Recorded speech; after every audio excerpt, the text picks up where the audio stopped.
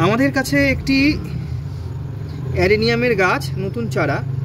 গাছটা এভাবে বসানো হয়েছিল, কিন্তু হঠাৎ দেখা যাচ্ছে গোড়াটা নরম হয়ে আস্তে আস্তে আস্তে আস্তে শুয়ে পড়েছে। সেটা বড় ভুল হয়েছে, সেই ভুলটা সংশোধন করার দিন আজকে। এখানে গাছটাকে তুলে নেওয়ার আগেই বুঝতে পারছো কী ঘটনাটা ঘটেছে এখানটায়। অ্যারেনিয়াম গাছ পচা, কিন্তু বিচ্ছিরি লাগে দেখতে। এত বড় কডেক্স ছিল, কডেক্সটা পুরো পাঁপড় হয়ে গেছে। দেখো কিছু নেই। দেখো ফাঙ্গাস কী জিনিস, কি ভয়ঙ্কর একটা রোগ অ্যারেনিয়ামের। এটা হচ্ছে আসল সত্য। দেখো কীরকম পচে গেছে। এটা কিন্তু সারভাইভ করার মতন অবস্থায় নেই। এটা ড্রাগন লেক, হলুদ একটু সুন্দর ভ্যারাইটি। উপরেরটা দেখো কিছুই হয়নি, অ্যাজ ইট ইজ রয়েছে, নিচটা পচে গেছে। এখন আমাকে এইটাকে বাঁচাতে হবে দুভাবে। একটা এই গাছটি, যা রুট স্টকটা বেশি, এটাকে বাঁচানোর একটা প্রক্রিয়া নিতে হবে। আর আরেকটা বিকল্প হিসাবে এই যে দুটো এই যে শ্যুট রয়েছে, এই শ্যুটকে ট্যাবলেট গ্রাফটিংয়ের মধ্যে এখানে একটি দেশি গাছ রয়েছে, এখানটায় এর উপরে কলম করে চেষ্টা করতে হবে বাঁচানোর। দেখা যাক কি হয় আর কি। তা এই দুটো কাজই করবো। একটা তো এটাকে কেটে যেরকম রয়েছে ফাঙ্গিসাইডের প্রলেপ লাগিয়ে শুকাতে দেবো, আর এর যে ডগাগুলো কেটে এখানে বসাবো। এটাই প্রক্রিয়া তোমাদের সামনে করে দেখাবো। এখন ট্রিটমেন্টের জন্য দুটো ওষুধ অবশ্যই লাগবে। সেটা হলো এই যে প্ল্যান্টোমাইসিন নিয়ে নিয়েছি, ব্যাকটেরিয়া নাশক। আর তার পাশাপাশি নিয়েছি এটা একটা ফাঙ্গিসাইড, ব্লাইটক্স, কপার অক্সিক্লোরাইড গ্রুপের। এটা একটা ফাঙ্গিসাইড, খুব ভালো কাজ করে এই ক্ষেত্রে। দুটোকে কম্বাইন করব, আমি একটা সলিউশন বানাবো এবং তার পেস্ট এই গাছে ব্যবহার করব। আমি একটু প্ল্যান্টোমাইসিন নিলাম, একটা সলিড পেস্ট করব। এই জিনিসটা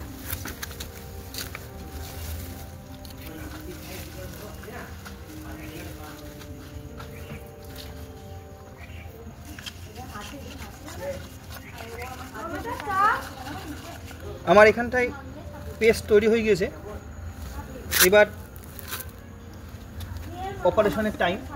আমি এই কাটারটিকে ভালো করে জলে ধুয়ে নিয়ে শুকিয়ে নিয়েছি একটু। যেখানটায় পচেছে তার অন্ততপক্ষে 2 ইঞ্চি উপরে আমি কাটবো, যাতে ভেতরে তো আরও অনেকটা অংশ আক্রান্ত হয়েছে। দেখা যাক সারভাইভ করে কিনা। শীতকাল চলে আসছে। একটা ঠিক আছে,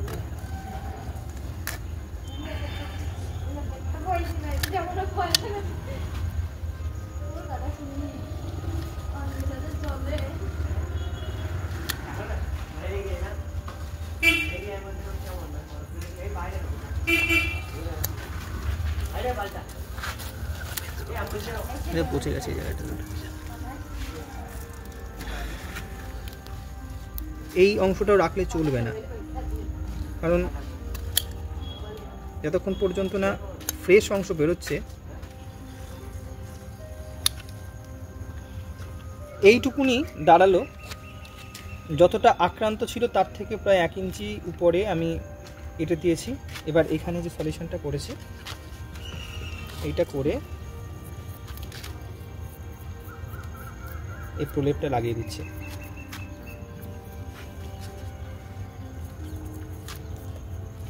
এটা লাগিয়ে এভাবেই আমি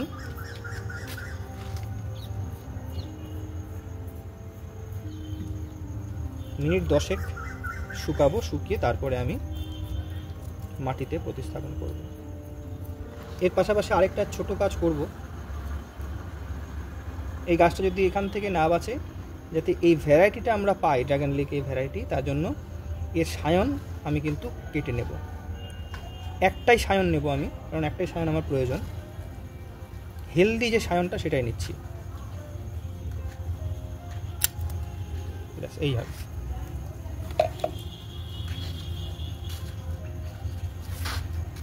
কাটা অংশটিকে ভালো করে ফাঙ্গিসাইড আর অ্যান্টিব্যাকটেরিয়াল যে ওষুধটা দিলাম তার প্রলেপটা লাগিয়ে দিচ্ছি।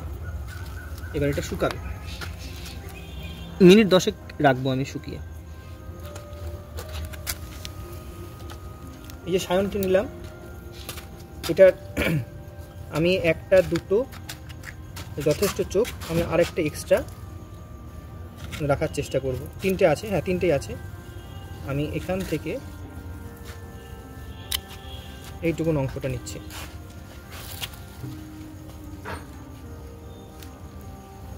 আর এই যে দেশি গাছের একটি বড় কডেক্স আমি এখান থেকে কাটবো। এটিকে এখন আমি কাটবো না, এই গাছটি যখন লেগে যাবে তখন এই গাছটিকে আমি কেটে দেবো। এখন এটাকে খাম করব না, কারণ পাতায় থাকে রান্নাঘর, রান্নাঘরে কিন্তু এই গাছ গ্রোথ হওয়ার একটা কর্মকাণ্ড চলতে থাকবে। কিছুক্ষণ কষ বেরোবে এই গাছের, কষটা একটু শুকিয়ে যাওয়ার পর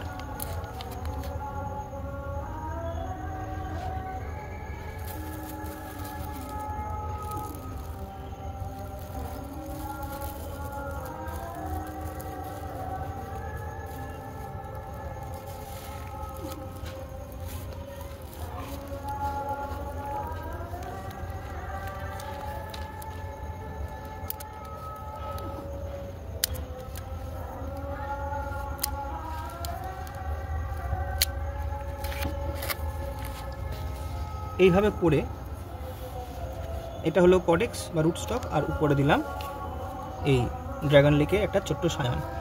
যদি এটা সার্ভাইভ করে যায়, মানে এই দুটো কানেকশান যদি হয়ে যায় সাকসেস, তাহলে এই প্লাস্টিক ফাটিয়ে নতুন ডগা কিন্তু বেরোবে। তখন ধীরে ধীরে গাড়াটা খুলে দিলেই নতুন একটা গাছ আশা করি হয়ে যাবে। যদি এখনও না হয় তাহলে আবার এটা প্রচেষ্টা করা যাবে। এইভাবেই গাছটাকে বাঁচানোর একটা চেষ্টা করছি। আর এই যে গাছটি দেখছি আমরা,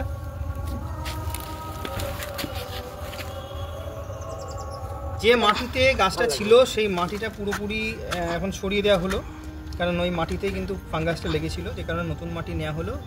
আর এই যে গোড়ার পোর্শনটা এটা কিছুটা শুকিয়েছে, এবার আস্তে করে চেপে মাটির সাথে শুধু কানেক্ট করে রাখছি। গাছটা যখন শেকড় ছাড়বে আশা করি, এখন তো চরম শীতকাল, এই সময় অ্যাকচুয়ালি এই গাছ ঘুমায়, আর সেই সময় ওকে অপারেশন করতে হলো, তাই একটু রিস্কি হয়ে গেল বিষয়টা। যাই হোক, এখানে রয়েছে ফাঙ্গিসাইড আর অ্যান্টিব্যাকটেরিয়াল ওষুধ, এটার একটা সলিউশন জলের সাথে মিশিয়ে দিয়ে দেওয়া হলো, এবং একটা পলি শেডের নিচে থাকবে এটা। এবং যতক্ষণ পর্যন্ত না এর একটা পজিটিভ অথবা নেগেটিভ রেজাল্ট আসে, ততক্ষণ পর্যন্ত এটাকে নড়ানো যাবে না। পলি শেডের মধ্যে রাখলে তবেই এটা ঠিক থাকবে, যেন কুয়াশা পড়লে কিন্তু এটা পচে যেতে পারে বা নষ্ট হয়ে যেতে পারে। দেখা যাক, আগামী 15 দিনের মধ্যে একটা আপডেট আশা করি পাবো। নভেম্বর মাসের আজকে 14 তারিখ, ডিসেম্বর মাসের শুরুর দিকে যদি কিছু ডাল বেরোয় তাহলে বুঝতে হবে গাছটা বেঁচে গেল।